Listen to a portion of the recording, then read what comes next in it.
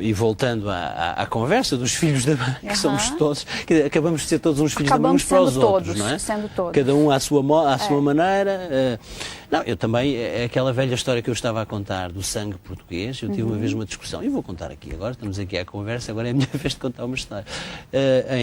No Pernambuco, um senhor, um engenheiro, que tinha, obviamente, sangue negro e sangue índio, mas tinha olhos azuis, azulados, e que dizia, com muito orgulho, eu sou descendente de holandês.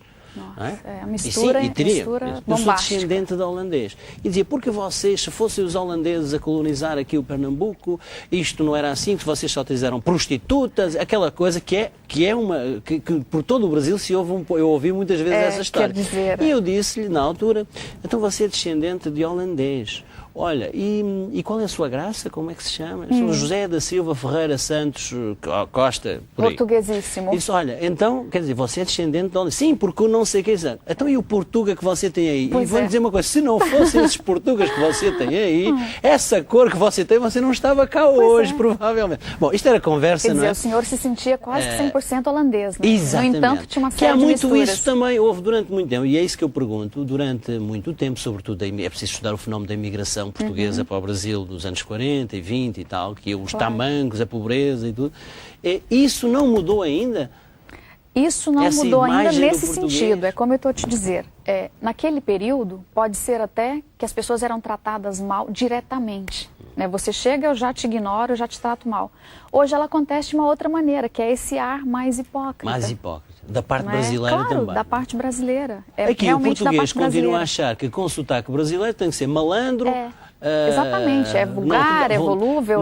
Não trabalha. Não trabalha. É a pessoa que veio tirar vantagem das minhas coisas, né? Algo assim. Portanto, há um longo caminho ainda a percorrer. Não é? Há um longo caminho porque, assim, se nós fôssemos realmente irmãos, um dos dois seria o irmão bastardo. É o que eu digo no livro. Porque irmãos não complicam a vida assim uns dos outros como a gente faz. Não seria possível. E eu digo isso não só pessoalmente, no dia a dia, né, no cotidiano dessas pessoas. Eu digo também em termos burocráticos e documentações e compras de imóveis e outras coisas. Me lembro quando eu cheguei em Lisboa, eu tive dificuldade de arrendar um apartamento por telefone, por causa do sotaque. Então o senhorio só queria me mostrar no domingo ou depois das 8. Eram encontros, parecia que era um encontro. Né? Então eu desisti e fui pessoalmente procurar isso. Desisti de falar ao telefone. Portanto, e você com esse sotaque, mas com essa tez de pele branquinha, não é? Imagina uma brasileira com uma tez de pele um pouquinho mais escura, não é? Para alugar casa e pensam logo, não, só pode ser... A dificuldade é muito maior. Né? E tem o preconceito logo, está aqui, prostituição ou qualquer coisa, não é? Prostituição. Não é que não tenha acontecido, porque a gente sabe que isso explodiu, principalmente no norte do país. Então, aconteceu. Ou seja, eu acho que o brasileiro não deveria tanto criticar o português antes de ver o porquê que isso aconteceu, né? Existem motivos e tudo, mas não deveríamos generalizar. A gente deveria... Isso é um alerte, esse livro é mesmo um alerte, olha, chama a atenção. Então, este livro, portanto, são essas histórias e é um alerta. E quem é que achas que pode comprar este livro? Quem é que deve comprar este livro? Portugueses e brasileiros, claro. Todos devem comprar esse livro. Todos devem comprar porque eu quero vender todos. Né? Claro. Mas não, eu digo isso porque eu acho que as pessoas têm que se conscientizar que existe essa discriminação, existe essa relação mal resolvida e que é simples de resolver se a gente não tivesse medo de conhecer melhor as pessoas. Essa primeira impressão é uma coisa que a gente deveria um pouco, eu não digo esquecer, mas a gente deveria colocar em segundo plano e dizer, deixa eu conhecer essa pessoa primeiro, deixa eu ultrapassar a linguagem, né? Deixa eu ultrapassar esse sotaque e deixa eu conhecer essa pessoa. Acho que seria interessante já. E o que é que os governos dos nossos países poderiam fazer para ultrapassar este preconceito dos irmãos, não é? Isso é lindo, porque assim, a gente conhece muito o meio diplomático, né? A gente vive passando por instituições aí que prezam né, vou divulgar a cultura, vou fazer isso e aquilo. Mas eu percebi que essas instituições sabem muito pouco dessa relação. Eles estão muito preocupados com talvez outras coisas, mas não com a relação que existe entre um povo e o outro. Eu acho que eles deveriam sim tomar uma atitude. mas eu acho que estão distantes disso. Porque muitas vezes se fala nas relações culturais, não é? E vão os escritores, o César Saramago vai ao Brasil, o Jorge Amado vinha cá muito, a Portugal, no tempo, enfim, e agora outros escritores, agora João Ubaldo Ribeiro foi prémio Camões, mas é um pouco também as elites, não é? Isso é um patamar, né? Esse é um patamar que a gente não chegou lá ainda, né? Eu falo de uma massa que existe, e essa massa existe, e essa massa está sendo ignorada por completo. Você tem ideia de onde é que vivem mais? Eu tenho uma ideia, mas de onde é que vivem os brasileiros em Portugal? Estão mais em Lisboa, no Algarve? Olha, eu fiz uma pesquisa até mesmo por comunicação e imagem, que eu fiz uma consultoria para uma empresa, e realmente eles estão espalhados por todo o país. É incrível. Onde você imagina que não existe brasileiros... Levanta uma pedra e está lá.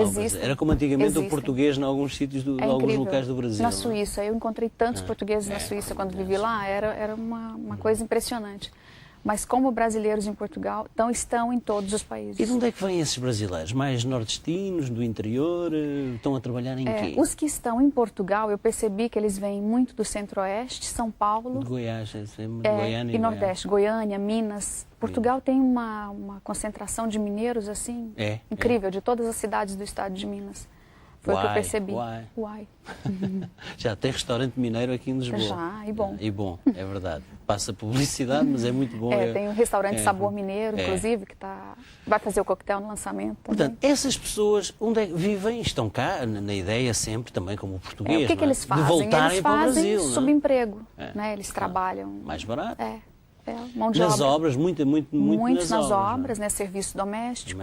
As mulheres, auxílio a pessoas idosas. Claro. É isso que eles fazem. Restaurantes, restauração às vezes também, mas isso está mais nas vistas se não estiver legal, não é? A restauração hoje tem muito. Por quê? Porque até mesmo os proprietários portugueses estão optando por causa da simpatia, do atendimento. Então... o português parece estar sempre fazendo um favor, não é? Então, diga lá, não é? O brasileiro já está, oi, não é? Eu acho que é um trabalho que o português não gosta de fazer aqui. É um trabalho que ele faz lá fora, ele faz na Suíça, nos Estados Unidos, na Inglaterra, mas é um trabalho que ele não quer fazer no país dele. Que eu percebi que é natural, porque a gente migra para fazer algum subemprego, até conseguir alguma coisa, para depois voltar para casa e viver um outro estilo de vida. Na escala social, exatamente, então ele se sente como ele desceu na escala social. Ele está ali junto com um brasileiro trabalhando no restaurante.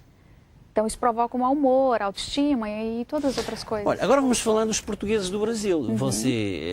Estes 5 portugueses que você fala no livro, vivem onde? Vivem no Brasil. Em que regiões? Em sítios diferentes. No sul do Brasil, em São Paulo, em Minas. E é diferente também, ou não? Também. Conforme os estados do Brasil, porque o português médio, digamos, acha que o Brasil é tudo igual, não é? Exatamente. E tem aquela ideia do Brasil que é Rio de Janeiro e pouco mais, não é? Acho que todos os europeus têm esse fascínio pelo Rio e Bahia, né? E também o governo brasileiro é muito culpado disso, porque a divulgação que sai de turismo é essa. Infelizmente, porque o Brasil é enorme, o Brasil é imenso, é um continente. Eu digo, não é um país, é um continente. É um continente, claro. E assim, tem várias coisas maravilhosas e é uma pena que as pessoas não conheçam. O Centro-Oeste, por exemplo, ninguém conhece. É muito difícil de... Tapada dos Veadeiros. Isso ninguém conhece. Eu estive lá. E é uma das coisas mais bonitas do mundo. O Vitor aproveitou uma parte maravilhosa ali. Claro. É uma pena, então...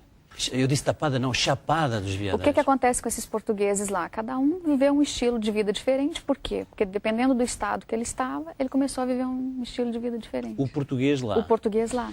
E aí, por exemplo, no sul do Brasil, onde há uma cultura mais europeia, né? Muito o parecida. Português também se tornou mais europeu, não? Mais europeu. Só que na atualidade, nos dias de hoje, quem chegou lá é um estrangeiro, né? Mesmo que está lá os de origem, que foram uma vez, até aquele que foi uma vez, ele é diferente de quem chegou agora. Claro. Né? E tem uma coisa curiosa que eu li e gostei muito, né? O Miguel Torga, em um dos seus, nos seus diários. Pregões da Montanha, Sermões da Montanha. É isso, quando ele voltou do Brasil, ele disse, um português que sai de Portugal, conhece outras coisas e volta para casa ainda achando que Portugal é o melhor país do mundo, este está em estado de graça. E eu aplico isso não só para o português, eu aplico isso para o italiano, para o brasileiro, para o inglês. Eu sinto pena de quem acha que é muito bom ser 100% uma raça. Porque eu quero ser muitas. né? Eu sou de origem italiana, francesa, né? Espanhola, mas eu quero ser muitas e quero viver em muitos países, porque se você conseguir aproveitar um pouco de cada cultura, você vai ser a pessoa mais feliz do mundo. Imagina você eliminar tudo que é ruim e aproveitar tudo que é bom. Né?